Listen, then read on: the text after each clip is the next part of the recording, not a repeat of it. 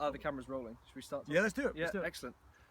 Good afternoon, ladies and gentlemen. Welcome to another Untamed interview here with Jim Hughes, the Untamed entrepreneur. I'm here with a fine gentleman, recently left the military after a distinguished 30-plus year career, reaching the rank of Major General. Indeed.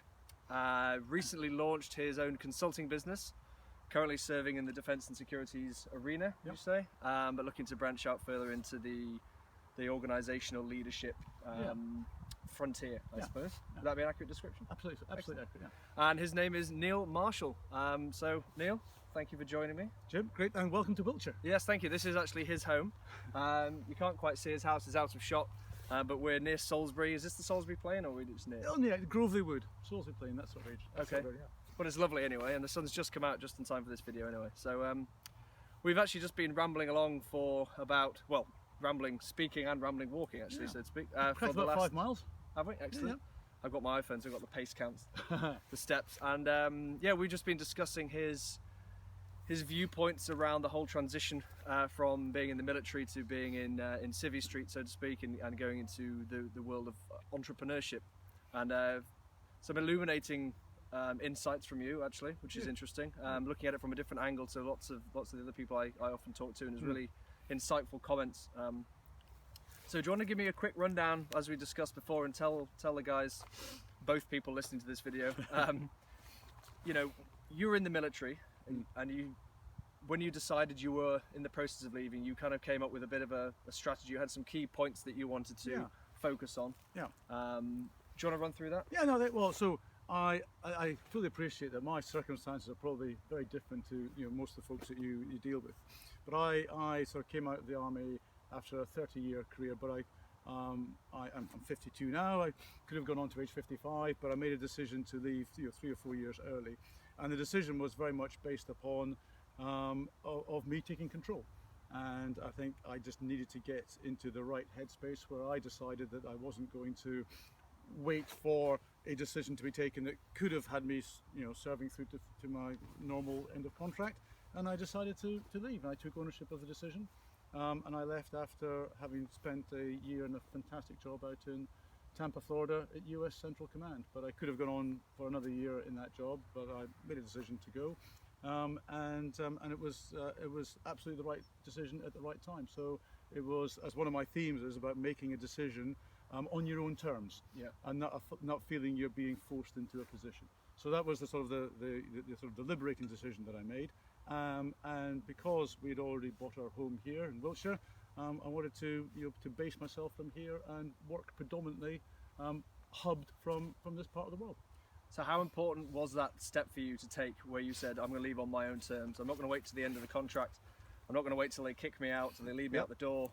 How important was that? I think it was very important, and I didn't realise that myself. I mean, you join the army, you get into this sort of, the army has a wonderful way of nudging you along to the next, the next job, the next phase, and the next thing you know, you're 30, you're 40, you're then approaching 50, and you think, well, I might as well see it through to the end. But there was something to me which was that would have been a bit of a tailing off, and I had reached a position and a rank that I was very comfortable with, and I had sought to achieve, and once I'd achieved that, and I felt I was adding the value to the organisation that I was working with, US Central Command, and the Army, the British Army around, that I wasn't doing them a disservice by making a personal decision to leave early. Yes, so you're leaving on good terms, you're leaving feeling like you'd made an impact. Absolutely. And also feeling that I've done my duty, and that there's a whole world out there that I still want to get involved with, that may be outside of the defence domain. But there's a certain goodness in what I've done over the last 30 odd years, and I feel I've got some value to add outside of the military sphere. And how early before you ended up leaving the military did those discussions, those internal thoughts start? No, that's a fair point. I would say that there's a sort of, maybe it's a stages of life type thing, but you can start doing sort of resettlement linked activity from if you're on a full career, as I was, from age 50 onwards. But if you're making a decision to leave on your own terms earlier than that, then the resettlement process is aligned to decision. So I started my resettlement as soon as I turned 50, basically, and I had left by the time I was 52. So 2 years. 2 years. Yeah, So you had lots of time. Yes. Yeah. And I was able to start identifying. I mean, my criteria were, having decided I was going to leave, which was based upon personal decisions where I wanted to. We were unaccompanied on that tour in America. I could have gone accompanied, but we decided, having bought our own home, that I would do a year out there on my own, and then leave and come back and do the resettlement process back here in the UK.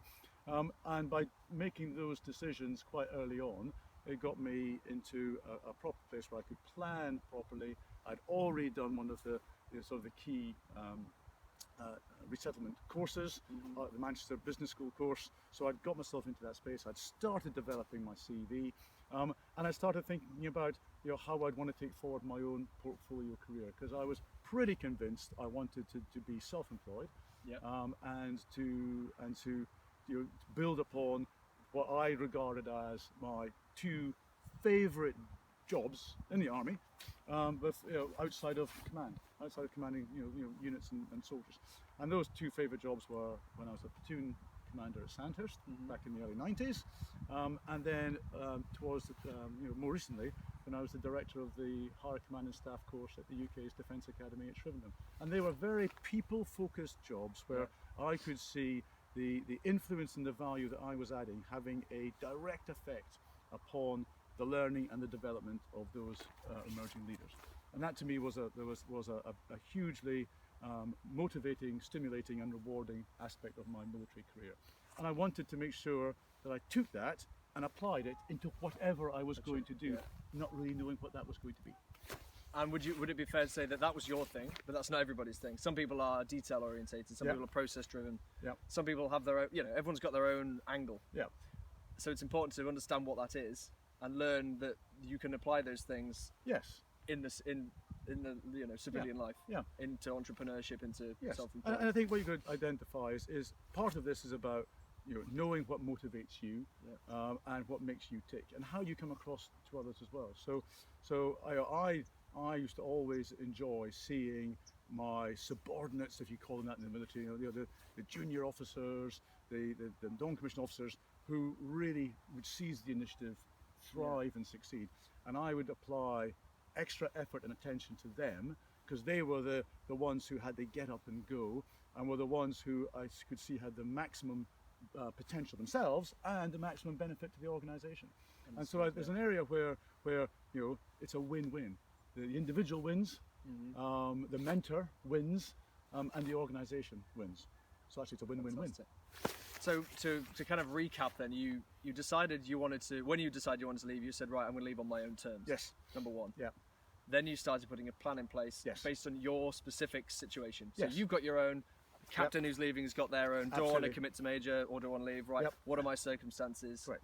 What finances do I have behind me? Right. What lifestyle do I want to lead? Yeah. And then you said, right, okay, now I've got that and that, here's my plan. What does that look like? And what I'm going to do is look back on my previous experience in the military to help design what my future and draw upon those strands where I particularly enjoyed that. I think I was particularly good at that. And when I was doing my job out in America, where I felt I was adding the greatest value was by shaping and influencing my peers and my partner nations. There was 52 countries represented out there, and getting them into a more cohesive unit that was able to talk with one voice. And to me, there's a certain sort of goodness about identifying within an organisation where it's potentially not really joined up, or speaking to itself, or understanding its own dynamics. And I introduced a concept of what I call greater horizontal integration rather than just vertical talking up stovepipes. And this concept of horizontal integration and getting the sort of the situation better understood by a wider audience who are operating in different domains meant that the commander there could sort of exercise his command in a more effective manner. Fantastic. Which then taking that to the entrepreneurial world is highly relevant. Absolutely. Of course. In large, mediums or large organisations, Yeah. communication between different branches, departments. Yeah. And making the leaders more effective makes the organisation more effective, which has a positive impact on the bottom line. Fantastic.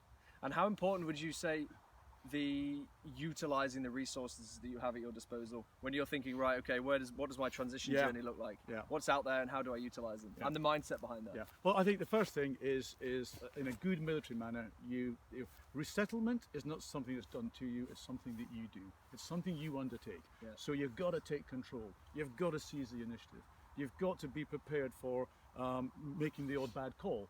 And there was a couple of things that I did. I thought, that was a bit of a dead end.